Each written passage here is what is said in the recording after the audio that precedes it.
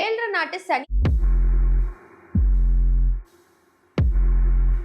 அதனால எனக்கு பிரச்சனை வருமா? அதற்கு காரணம். அனைவருக்கும் வணக்கம். நான் தான் உங்கள் ஜோதிடர் டாரட் கார்ட் ரீடர் ஸ்ரவந்தி பேசுறேன். அதிகப்படியா நிறைய பேர் இந்த ஏழரை நாட்டு சனி அப்படின்ற ஒரு விஷயத்தை பத்தி பேசிட்டே இருக்காங்க. அதே மாதிரி நம்ம கிட்ட எப்ப கன்சல்டேஷனுக்கு யார் வந்தாலுமே, மேடம் எனக்கு ஏழரை நாட்டு சனி நடக்கிறது, அதனால எனக்கு பிரச்சனை வருமா, அதனால நான் ரொம்ப கீழே போயிடுவேனா, அதனால என் உயிருக்கு ஆபத்தா, அதனால என்னுடைய தொழில் பாதிக்கப்படுமா, இந்த மாதிரி நிறைய டவுட்ஸ், நிறைய கன்ஃபியூஷன்ஸ் இருக்கும்.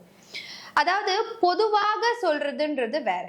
பொதுவாக சொல்றதுன்னா எல்லாருக்குமே ஏழரை நாட்டு சனி ஒரே மாதிரி இருக்குமானா கிடையவே கிடையாது. இப்போ ஒரே மாதிரி தான் எல்லாருக்கும் திருமணம் நடக்கிறதா? கண்டிப்பா கிடையாது. ஒரே மாதிரிதான் எல்லாருடைய பர்த் எக்ஸ்பீரியன்ஸ் இருக்கா? கிடையாது. அதே தான், ஒரே மாதிரி எதுவுமே நடக்காது. அது வேரியேஷன்ல நடக்கும். அதே மாதிரி ஏழரை நாட்டு சனியா இருந்தாலுமே சில பேருக்கு அது ஓஹோன்னு அமையும். இப்போ ஒருத்தங்க சொன்னாங்க, இது மாதிரி எனக்கு ஏழரை நாட்டு சனின்னு சொன்னாங்க, ஆனா அது மாதிரியான எந்த சிம்டம்ஸும் எனக்கு இல்லை. ஒருவேளை நான் பிறந்த நேரம் தப்பா, ஒருவேளை நான் தப்பான நேரத்தை குறிச்சிருக்காங்களா அப்படின்லாம் சந்தேகம்லாம் சில பேருக்கு வரும். அதற்கு காரணம் ஏழரை நாட்டு சனி பத்தின ஒரு ஃபுல் அண்டர்ஸ்டாண்டிங் இல்லாம இருக்கிறது தான். அதாவது இப்ப ஏழரை நாட்டு சனி எப்படி வேலை செய்ய போகுதுன்றது இந்த வீடியோல நான் பார்ட் பை பார்ட்டா உங்களுக்கு எக்ஸ்பிளைன் பண்ண போறேன்.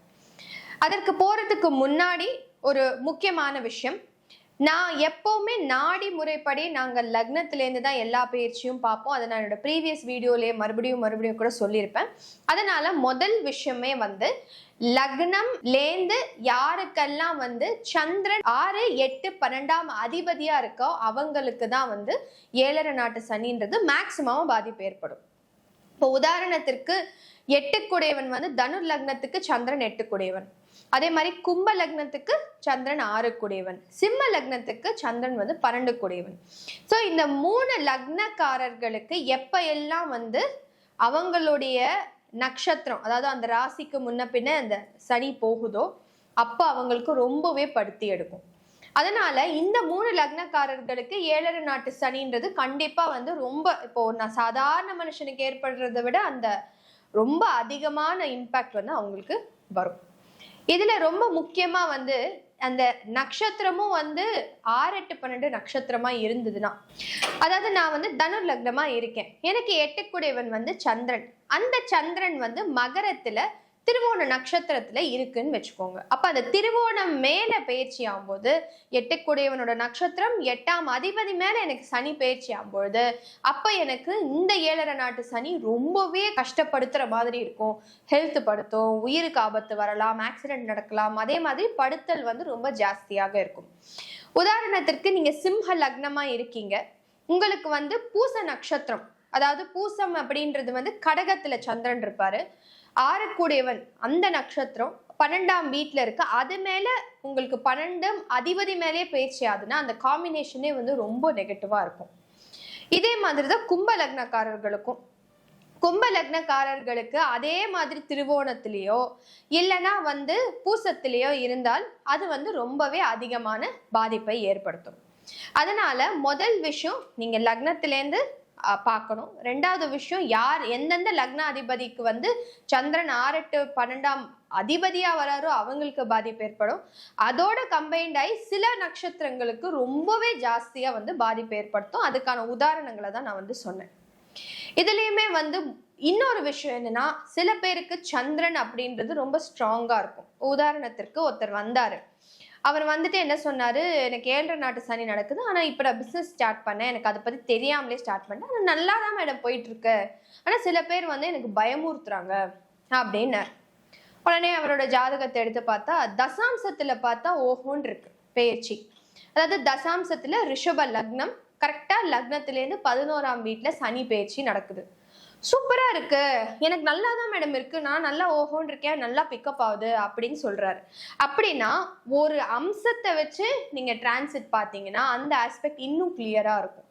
ஆக்சுவலி யூஸ்வலா நம்மளுடைய ஜோதிடர்கள்லாம் ராசியை வச்சே முக்காவாசி ஜாதகத்தை ஓட்டிடுவாங்க, அவங்களுக்கு லக்னம்ன்றதே தெரியாது. அதை விட ரொம்ப முக்கியமா அம்சம்ன்றது வந்து சுத்தமா தெரியாது. ஸோ அதனால அந்த அம்சம் வச்சு டிஃப்ரெண்ட் அம்சாவை வச்சு பார்க்கும்போது அவங்களுக்கு அந்த சாட்டர்ன் டிரான்சிட்டோட எஃபெக்ட் வந்து ஃபுல்லா தெரிஞ்சிடும். இதற்கு அடுத்தபடியா கடைசியா அஷ்டவர்க்கத்தையும் இதுல யூஸ் பண்ணுவோம். அதாவது அஷ்டவர்க்கத்துல வந்து சப்போஸ் உங்களுடைய ராசி இருக்கிற இடம் வந்து 24 பாயிண்ட்ஸ் மேல இருந்ததுனாலோ இல்ல வந்து அந்த கிருஷ்ண அஷ்டவர்க்கம்னு ஒன்று சொல்லுவாங்க, அந்த விஷயத்துல வந்து 4 இல்ல 5 பாயிண்ட்டுக்கு மேல இருந்தாலே உங்களுடைய ராசி ரொம்ப ஸ்ட்ராங்கா இருக்குன்றது அர்த்தம். அதனால ஸ்ட்ரென்த் அதிகமா இருக்கு, நீங்க வந்து பலமை யூஸ் பண்றீங்க, நீங்க அம்சத்தை யூஸ் பண்றீங்கன்னா அப்போ உங்களுக்கு 7 நாட்டு சனி நிஜமா வேலை செய்யுமா இல்லையான்றது கிளாரிட்டியா தெரிஞ்சிடும்.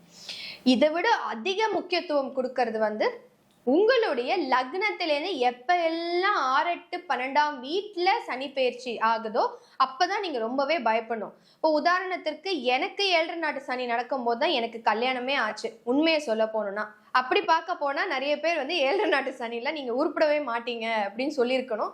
ஆனா அதற்கு காரணம் வந்து எனக்கு தெரியும், எனக்கு 7ஆம் வீட்டுல சனி பயிற்சி நடக்கிறதுனால நல்லது நடக்கும் அப்படின்றது என்னோட குரு சொல்லியிருக்கார், அதை ஃபாலோ பண்ண. ஆனால் நிறைய பேருக்கு கன்ஃபியூஷன் வர இடமே வந்து 7 நாட்டு சனி முக்கியத்துவம் கொடுக்கணுமா இல்ல லக்னத்திலேருந்து பயிற்சிக்கு முக்கியத்துவம் கொடுக்கணுமான்றதுதான்.